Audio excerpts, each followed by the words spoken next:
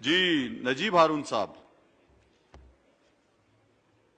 नजीब हारून साहब। बहुत बहुत शुक्रिया स्पीकर साहब मुझे वक्त देने का।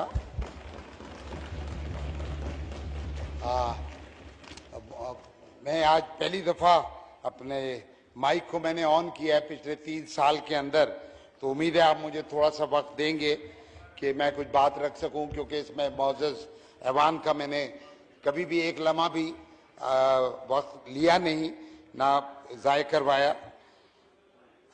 पिछले 1.5 माह से पाकिस्तान इंजीनियरिंग काउंसिल जो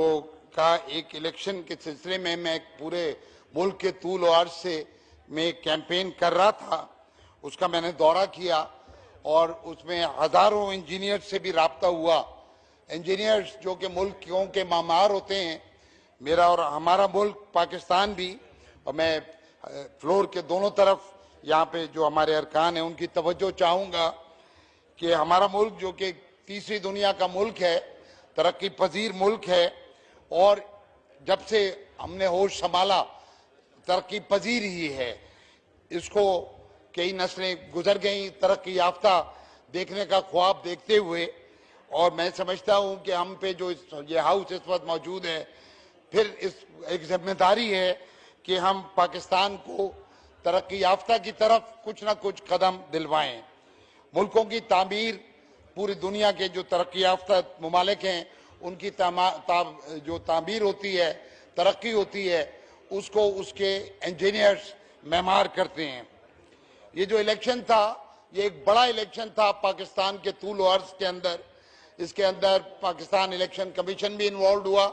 नादरा भी इन्वॉल्व हुई, और पूरे मुल्क के 2 लाख इंजीनियर जो बैलेट वोटर्स थे वो इसमें हिस्सेदार बने। तो इंजीनियर्स की जो बरादरी है उसके अंदर सारे एकेडेमिया, जो वाइस चांसलर, प्रोफेसर, ये भी आते हैं। इसमें कम से कम जो वोटर होता है वो 16 जमातें पास होता है, और इसके अंदर जो सरकारी इंजीनियर्स भी आते हैं, और इसके अंदर जो फौज के अंदर इंजीनियर्स हैं इंजीनियरिंग कोर के, वो भी आते हैं। प्राइवेट सेक्टर भी आता है और इंडस्ट्री भी आती है, कंसल्टेंट्स भी आते हैं और कंस्ट्रक्टर्स भी आते हैं। क्योंकि मैंने जब दौरा किया तो मुझे इंजीनियर्स के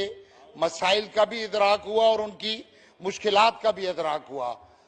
मुझे इस चीज का बड़ा शिद्दत से एहसास, जैसे मैंने पहले कहा, कि हम एक दलदल के अंदर फंसे हुए हैं, और उससे में जितने हाथ पैर मारते हैं उसके अंदर हम मजीद सिंक करते जाते हैं। मैं ये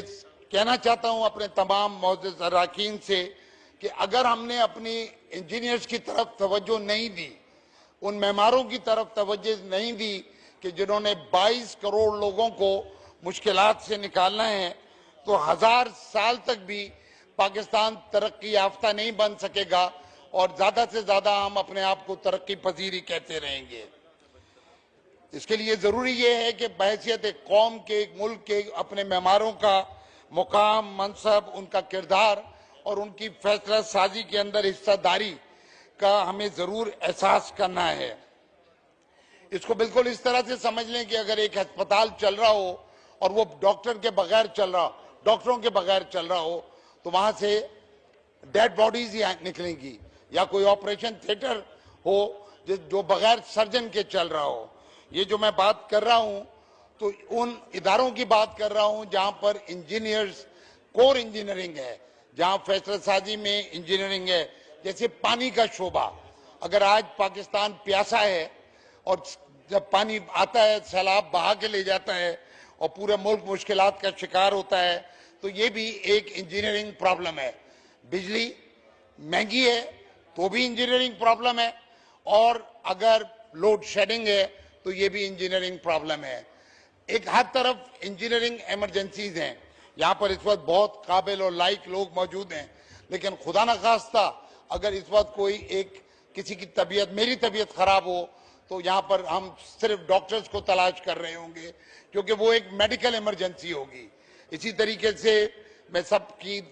इस ऐवान के दोनों तरफ बैठे हुए तमाम अरकान की तवज्जो दिलाता हूँ कि पाकिस्तान में इस वक्त एक इंजीनियरिंग इमरजेंसी है, और इसका हम इदराक करेंगे,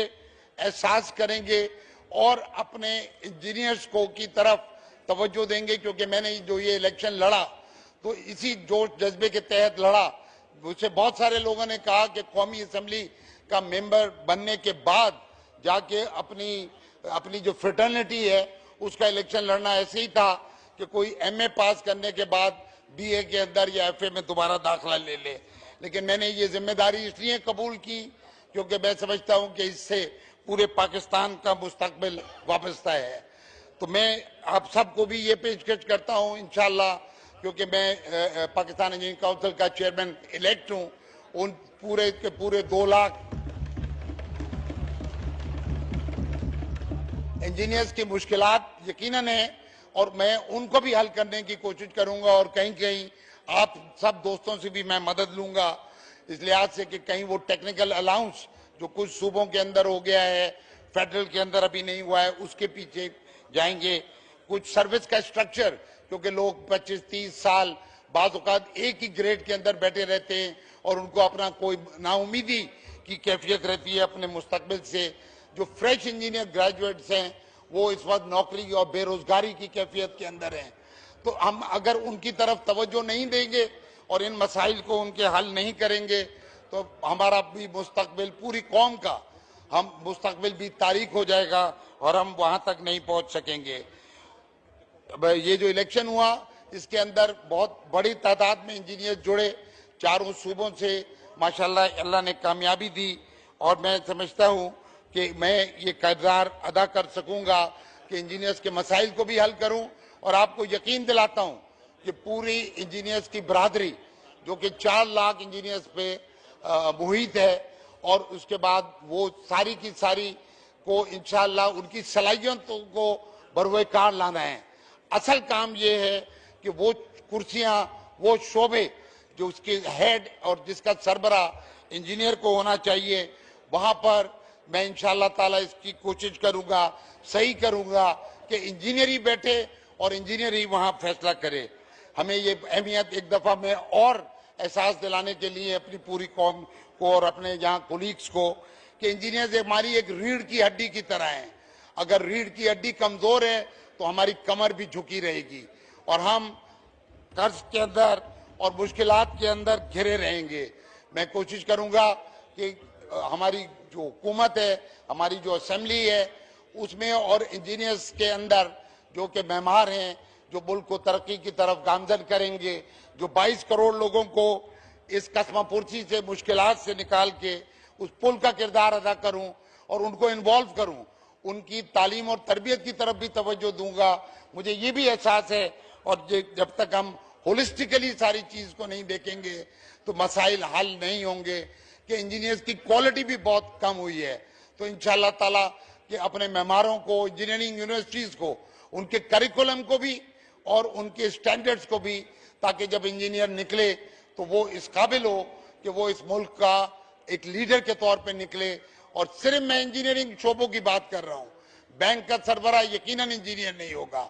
इंजीनियर का कोई फॉरेन पॉलिसी में भी कोई दखल नहीं होगा, दाखिला के महकमे में भी नहीं होगा, लेकिन पानी, बिजली, गैस, पेट्रोलियम, कम्युनिकेशन, जो कोर इंजीनियरिंग शोबे हैं, इसके सरबरा और इसके बाज़-औक़ात सेक्रेटरीज भी। और मैं आपसे शायद कानून साजी के अंदर इसमें भी मदद लूं, क्योंकि मैंने जैसे कहा कि 42 साल का करियर लगाने के बाद हम सारे इंजीनियर्स, सीनियर इंजीनियर्स जो हैं वो कौम के सामने शर्मसार हैं कि हम अभी तक अपने आप को ज्यादा से ज्यादा तरक्की पजीर कह सकते हैं, वरना बाहर की दुनिया हमको तो गैर तरक्की याफ्ता ही कहती है। तो इस लिहाज से हम इंजीनियर्स पे भी तवज्जो देंगे, उनकी करियर के ऊपर भी तवज्जो देंगे। और अगर इस पे मैं होमवर्क करूंगा कि पाकिस्तान इंजीनियरिंग सर्विसेज, क्योंकि इसको इमरजेंसी की तरह हमने इसमें तवज्जो नहीं दी तो मुश्किलात बढ़ती जाएंगी। और वो जैसे मैंने कहा कि जितने हाथ पैर मारेंगे, और जाहिर बात है कि यहाँ पर बैठ के मुझे इसका और ज्यादा एहसास है कि भरपूर कोशिश के बाद, ईमानदारी से कोशिश के बाद, और बहुत सारे इकॉनमी के मामलात भी बेहतर हुए हैं, लेकिन जो मंजिल है वो बड़ी दूर है। और ये असेंबली भी वो किरदार अदा करे। इसके बाद वाली भी पाकिस्तान एकेडमी ऑफ इंजीनियरिंग बन चुकी है, वहां पर इंजीनियर्स की तरबियत करेंगे ताकि वो ब्यूरोक्रेट्स की तरह और जिस तरह से स्टाफ कॉलेजेस से हमारे फौजी भाई अपने कॉम्पिटेंस के साथ निकलते हैं या हमारे ब्यूरोक्रेट्स निकलते हैं, तो इंजीनियर्स को भी पाकिस्तान इंजीनियरिंग सर्विसेज के जरिए बेहतरीन इंजीनियर्स को, उस खजाने को जो हमारे पूरे मुल्क ने एफएससी के बाद 12 जमातें पास करके बेहतरीन दिमाग हमने वहां पर झोंके हैं, तो उनकी इस तिजोरी के अंदर जो खजाना है उससे पूरा मुल्क भी इस्तेफादा हासिल करे और पाकिस्तान भी तरक्की करे। उसमें इंजीनियर्स की पहले हमने मदद करनी है और उन्होंने फिर लीडरशिप रोल के तहत ये जिम्मेदारी को उठाना है कि पाकिस्तान को उसके मसाइल से निकाले। मैं वक्तन फवक्तन इंशाअल्लाह तलबगार रहूंगा इस हाउस की मदद से भी कि हम उनके लिए सहूलियात पैदा करें, बेहतरीन उनकी तरबियत करें और उनको इस तरह के ताकि वो